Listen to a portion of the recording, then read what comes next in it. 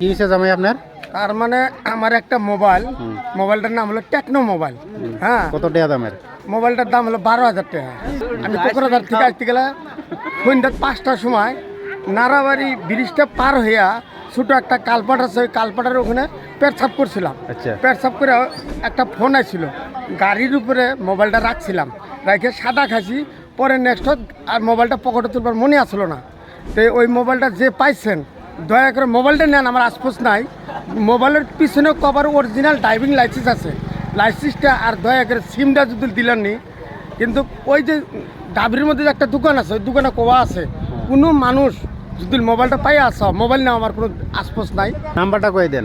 আপনার 6900845616 এই নাম্বারটাই আসিল।